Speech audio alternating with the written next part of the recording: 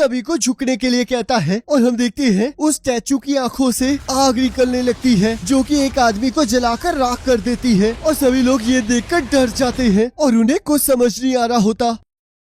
हमें यहाँ 3 साल पहले का दृश्य दिखाया जाता है जहाँ एक आइलैंड पर हलचल हो रही होती है। तब वहाँ एक सोल्जर अपने कैप्टन से कहता है क्या हम उनकी मदद नहीं करेंगे। तब कैप्टन कहते हैं तुम्हें भी पता है कि हम इसमें कुछ नहीं कर सकते क्योंकि हमारे हथियार उनके सामने बेकार हैं, तो इसलिए हमें इस सिचुएशन को उन हंटर्स पर ही छोड़ देना चाहिए। और यहाँ आइलैंड पर बहुत सारे हंटर्स बहुत बड़ी बड़ी चींटियों के साथ लड़ रहे होते हैं। अगर हमने इन्हें यहाँ से जाने दिया तो सब कुछ खत्म हो जाएगा, तो इसलिए सभी लोग इन्हें यहीं रोकने की कोशिश करो। और तब हम देखते हैं कुछ हंटर्स अपनी मैजिकल पावर से उन चींटियों पर हमला कर देते हैं पर उन चींटियों पर उनके हमले का कोई असर नहीं होता और तब वो उन सभी हंटर्स पर हमला कर देती है और उन्हें खाने लगती है। तब एक पर्सन सोचता है लगता है अब मेरा अंत आ चुका है और तभी वहाँ एस क्लास हंटर मीन आकर उसे बचा लेता है और अपनी हीलिंग पावर से उसके सारे जख्मों को ठीक कर देता है। और तभी कुछ चींटियां उस पर हमला कर देती है पर उसका साथी यूनसॉक उसे बचा लेता है और तब यूनसॉक और योनहो मिलकर वहाँ पर बची बाकी चींटियों को हरा देते हैं। तब बाकी हंटर्स उन एस क्लास हंटर्स को देखकर बहुत ज्यादा खुश हो जाते हैं। तब यूनसॉक कहता है मिन इस बार तुम कुछ ज्यादा ही जल्दी आगे बढ़ गए। मुझे माफ कर देना पर मैं कुछ जाने बचाना चाहता था और वैसे भी मुझे पूरा भरोसा था कि तुम तो मुझे बचा ही लोगे। और तभी हम देखते हैं वहाँ पर एक बड़ी सी व्हाइट कलर की चींटी हमला कर देती है और तब योनहो और यूनसॉक उस चींटी के साथ लड़ने के लिए आगे बढ़ने लगते हैं। तब यूनसॉक उस चींटी पर अपनी लाइटनिंग से हमला कर देता है और योनहो उस चींटी के दांतों को तोड़ देता है और उसके बाद उसी के दांत को उसके शरीर के आर पार कर देता है जिससे वो मर जाती है। और तभी हम देखते हैं वैसे ही व्हाइट कलर की और भी बहुत सारी चींटियां उनके ऊपर हमला करने आ रही होती हैं। तब योनहो कहता है लगता है अब तो और भी ज्यादा मजा आने वाला है। और तब वो और यूनसॉक मिलकर उन चींटियों पर भी हमला कर देते हैं। तब यहाँ एक एस क्लास हंटर उनकी लड़ाई को दूर से देखते हुए कहता है लगता है वो लोग टाइम से वहाँ तक पहुँच गए थे, तो अब हमें इन्हें संभालना होगा। और यहाँ उसके साथ और भी बहुत सारे हंटर्स होते हैं। तब चोय अपनी आग से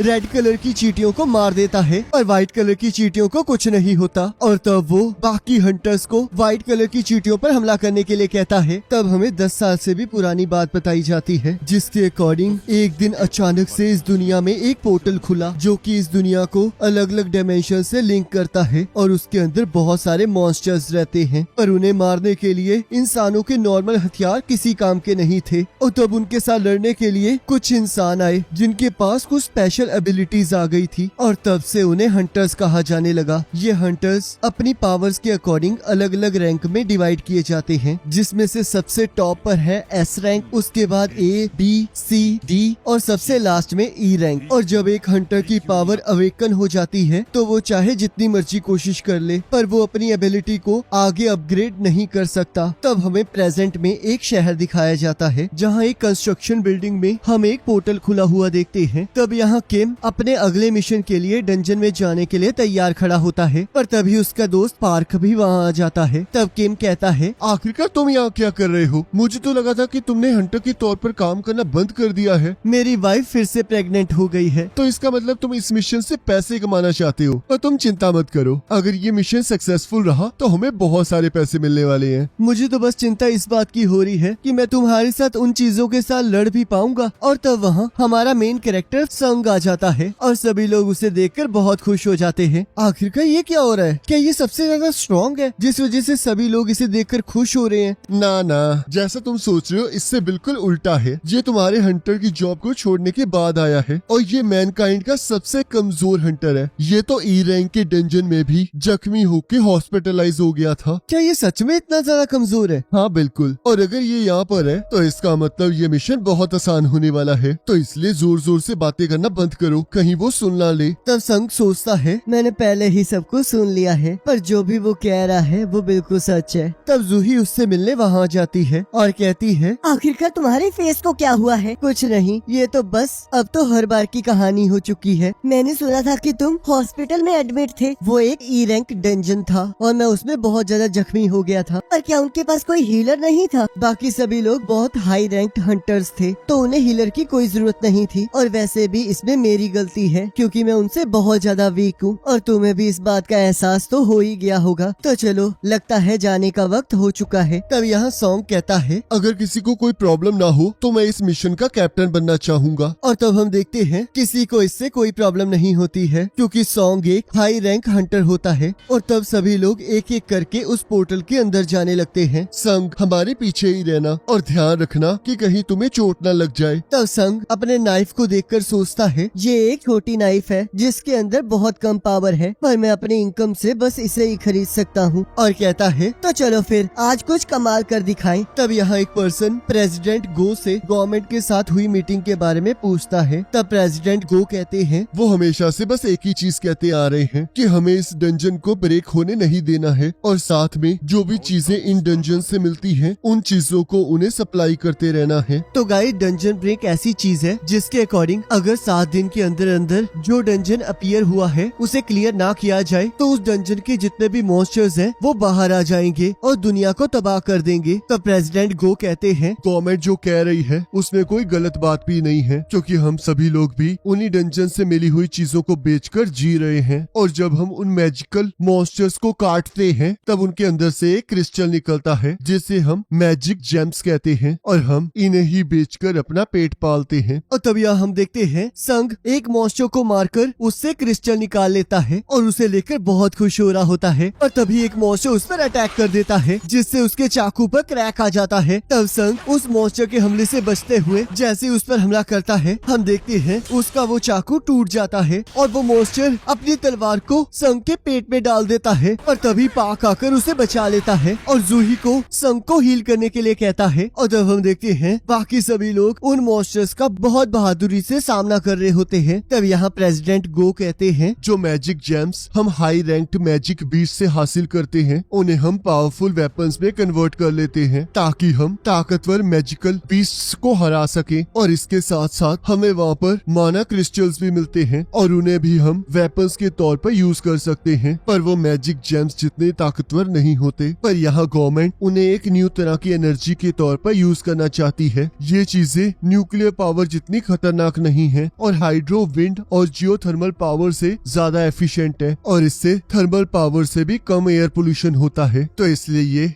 जिस वजह से ये एक आइडियल ग्रीन एनर्जी है। गवर्नमेंट मोना क्रिस्टल्स और मैजिक जेम्स को यूज करके इलेक्ट्रिसिटी को जनरेट करने के तरीकों को ढूंढ रही है, और ये सारी चीजें हंटर्स के द्वारा लाई हुई चीजों पर डिपेंड करती है। तो इसलिए हंटर्स बहुत ज्यादा इम्पोर्टेंट है। तब यहाँ वो हंटर्स उस डंजन के बॉस को हरा देते हैं। तब जूही संग से कहती है, आखिरकार तुम हंटर क्यों बनना चाहते हो? किसी दिन देखना तुम्हें इस वजह से जरूर कुछ हो जाएगा। तुम्हें इस बार बहुत ज्यादा चोट लगी है। तब संग सॉरी मांगता है और जूही उस पर बहुत ज्यादा गुस्सा होती है। और तब यहाँ सभी लोग मैजिक जेम्स और मोना क्रिस्टल्स को इकट्ठा कर रहे होते हैं। तब संग सोचता है, तो आखिरकार ये खत्म हो ही गया, पर इन सब से मैं बस एक ई क्लास जेम ही हासिल कर पाया। क्या मैं इसके लिए अपनी जिंदगी खतरे में डाल रहा था? और तभी उन्हें एक केव दिखाई देती है। तब एक पर्सन कहता है, क्या ये एक डबल डंजन है? मैंने इसके बारे में काफी कुछ सुना है। तब एक लड़की कहती है, शायद तुमने सही कहा है, क्योंकि चाहे हमने इस डंजन के बॉस को हरा दिया है, पर फिर भी ये डंजन अभी तक क्लोज नहीं हुई है। तब किम कहता है, तो शायद हमें इस केव के अंदर और भी काफी सारी चीजें मिल सकती है। तब सॉन्ग कहता है, हमें इस सिचुएशन में हंटर्स एसोसिएशन को रिपोर्ट करनी चाहिए और उनके इंस्ट्रक्शंस के अकॉर्डिंग काम करना चाहिए। तब किम कहता है, तो क्या आप ये कहना चाहते हो कि जो हंटर्स हमारे बाद आएंगे हम बाकी बची चीजें उनके लिए छोड़ दें? तब पाक कहता है, ये बस एक डी रैंक डंजन है, तो इसलिए हमें आगे बढ़ते रहना चाहिए। इसकी वाइफ प्रेग्नेंट है और यहाँ तो बहुत कम मोना क्रिस्टल्स हैं, तो इसलिए हमें आगे बढ़ते रहना चाहिए। तब सॉन्ग कहता है, मैं तुम्हारी बात से सहमत हूँ, पर ये बात भी सच है कि इसके आगे कोई अननोन खतरा हमारा इंतजार कर रहा हो सकता है। तो चलो फिर वोट करते हैं। और तब हम देखते हैं वोट जाने और ना जाने के बीच में टाई हो जाता है। तब सॉन्ग कहता है, अब बस संग ने ही वोट नहीं दिया है, तो बताओ तुम क्या करना चाहते हो? तब संग सोचता है, मैं जानता हूँ कि ये डी रैंक डंजन मेरे लिए बहुत ज्यादा मुश्किल है, पर मेरे फादर के गायब होने के बाद मैं ही हूँ जो कि अपनी फैमिली के लिए पैसे कमा रहा है। मेरी माँ इस टाइम हॉस्पिटल में है और मेरी बहन को कॉलेज जाना है, तो उसके लिए मुझे पैसों की बहुत ज्यादा जरूरत है। और तब वो अंदर जाने के फेवर में वोट करता है। और तब हम यहाँ देखते हैं एक जगह पर एक ब्लैक क्रिस्टल की मदद से सभी हंटर हंटर्स को उनकी पावर्स के अकॉर्डिंग रैंक्स में बांटा जा रहा होता है और बाहर अलग अलग एजेंसीज उन हंटर्स को हायर करने के लिए उन्हें कन्विंस कर रही होती है। तब यहाँ एक पर्सन चॉय को बताता है कि हमारे एसोसिएशन में एक बी रैंक हंटर और 2 सी रैंक हंटर्स ज्वाइन करने के लिए मान चुके हैं और सब कुछ बहुत आराम से चल रहा है। तब चॉय कहता है तुम बहुत अच्छा काम कर रहे हो, तो इसलिए अगर तुम्हें कोई भी टैलेंट दिखाई दे तो उसे बिना कुछ सोचे समझे रिक्रूट कर लो, पर मुझे लगता नहीं है कि हमें चार जैसी कोई हंटर मिलेगी। और तब यहाँ शहर में 2 लोग किसी लेडी का पर्स लेकर भाग जाते हैं और हम देखते हैं तभी वहाँ चा आ जाती है और उन दोनों चोरों को सबक सिखाती है और उनसे उस लेडी का बैग भी ले लेती है। तब सभी लोग उसे देखकर बहुत खुश हो जाते हैं और वो बढ़ती हुई भीड़ को देखकर वहाँ से चली जाती है। और यहाँ हम देखते हैं सभी लोग केव के अंदर जा रहे होते हैं। तब एक पर्सन कहता है बॉस के हार जाने के बाद ये पोर्टल्स 1 घंटे के अंदर अंदर बंद हो जाते हैं और हम लोग यहाँ पर पिछले 40 मिनट से चल रहे हैं, तो इसलिए अब हमारे पास सिर्फ 20 ही मिनट बाकी हैं। तब संग जूई से कहता है मुझे माफ कर देना कि मेरे वोट की वजह से तुम्हें भी यहाँ अंदर आना पड़ा। क्या तुम ठीक हो? आखिरकार कोई इस हालत में ठीक कैसे हो सकता है? क्या तुम्हें एहसास भी है कि अगर वो तुम पर थोड़ा और ऊपर वार कर देता तो तुम उसी टाइम मारे जाते। मैंने बड़े ही मुश्किल से तुम्हारे जख्मों को ठीक किया है और देखो तुम तो पागलों की तरह यहाँ अंदर ही घुसते आ रहे हो। क्या तुम्हारा दिमाग खराब है? तब संग उससे माफी मांगते हुए सोचता है ये सिर्फ इस बी रैंक हीलर जूही की ही बदौलत है कि मैं अब तक जिंदा हूँ। तब जूही कहती है अगर तुम सच में मुझसे माफी मांगना चाहते हो तो तुम्हें अगली बार मुझे खाना खिलाना होगा। जिसे सुनकर संग हैरान हो जाता है। तब जूही कहती है ऐसे मुंह क्यों बना रहे हो? क्या तुम्हें मेरे साथ खाना खाना अच्छा नहीं लगता? ऐसी कोई बात नहीं है। और तब उन लोगों को वहाँ बॉस का रूम मिल जाता है। तब किम कहता है इतने बड़े दरवाजे को देखना तो बहुत रेयर बात है, तो चलो अंदर चलें, क्योंकि अब हम बिना कुछ हासिल किए वापस नहीं जा सकते। तो चलो फिर सभी लोग इकट्ठा अंदर जाएं और इकट्ठे बाहर आएं। तो मैं सही कह रहा हूँ ना कैप्टन? और तब सॉन्ग हाँ कहता है। तब यहाँ हंटर एसोसिएशन के प्रेसिडेंट गो कहते हैं आप सभी का यहाँ स्वागत है। आप में से कुछ लोग फ्यूचर में हंटर्स बनेंगे और कुछ लोगों को ऐसे ही वापस जाना पड़ेगा। ये पोर्टल्स इस दुनिया में 10 साल से भी पहले से एग्जिस्ट कर रहे हैं और ऐसी बहुत सारी मिस्ट्रीज हैं जो हमें अभी तक डंजन्स के बारे में पता नहीं है। एक हंटर बनना अपनी लाइफ को जोखिम में डालने वाला काम है। चाहे आपने बहुत सारे मिशंस किए हों, पर फिर भी आपको सावधान रहना चाहिए, क्योंकि अगर आपको जिंदा रहना है तो आपको अपने आसपास की चीजों का ध्यान रखना होगा। और यहाँ वो सभी लोग उस दरवाजे को खोल लेते हैं और तभी उनके एंटर करते ही सभी मशालें जलने लग जाती हैं। तब एक पर्सन कहता है इस तरह के डंजन में तो हम पहली बार आए हैं और आखिरकार यहाँ पर ये किस तरह के स्टैचूज हैं? ये तो बहुत ज्यादा पुराने लग रहे हैं और इनमें से कुछ के पास तो म्यूजिकल इंस्ट्रूमेंट्स हैं। तब संग कहता है यहाँ पर जो से ये वाला स्टैचू है ये तो सबसे बड़ा है। तब एक पर्सन कहता है क्या यहाँ पर कोई मैजिकल बीस्ट नहीं है? यहाँ पर सब कुछ बहुत शांत लग रहा है। तब सॉन्ग को एक मैजिकल सर्कल दिखाई देता है और यहाँ कुछ लोग उसे पुरानी भाषाओं को पढ़ने के लिए वहाँ बुलाते हैं। तब सॉन्ग उस लैंग्वेज को पढ़ते हुए कहता है the commandments of the Katenun temple. पहला रूल है ईश्वर की पूजा करना, दूसरा ईश्वर की तारीफ करना, तीसरा ईश्वर पर विश्वास रखना, और जो लोग इन बातों को नहीं मानेंगे वो इस जगह से जिंदा बाहर नहीं जा पाएंगे। तब जूही संग से कहती है